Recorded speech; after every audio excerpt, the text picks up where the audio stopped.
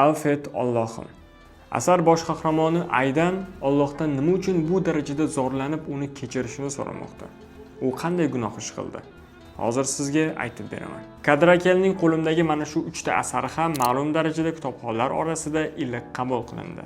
Men ham yozuvchi bilan yaqindan tanishish uchun Alfred Allohimni tanladim. Aydan 3 yoshli farzandini masjidga tashlab, o'zi Amerikaga ketib qoladi. Aydanni yomon personaj deb o'ylashingiz mumkin. Balki, lekin u bu qadar og'riqli qarorni qabul qilishga ham majbur edi. Uning o'zini va farzandini salomatligi, xavfsizligi uchun boshqa chorasi qolmagandi. Har holda bu uning argumentlari. Hayot shunaqa. Aydan o'zi sevib turmush qurgan eridan ko'p vaqt o'tmasdan uzoqlashib bordi. Munosabatlar yomonlashib, kelishmovchiliklar va janjallar ko'paydi. Hatto bir safar ajrashish haqida gap ochganida eri tomonidan hayotiga suiqasd qilish bilan ham qo'rqitildi. Natijada men yuqorida aytgan qarorga kelishga majbur bo'ldim.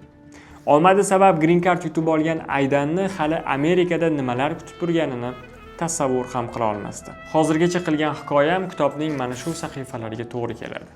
Qolganini esa o'zingiz o'qib oling. O'qiganlar esa spoilersiz izohda kitob haqidagi fikrlaringizni yozib keting.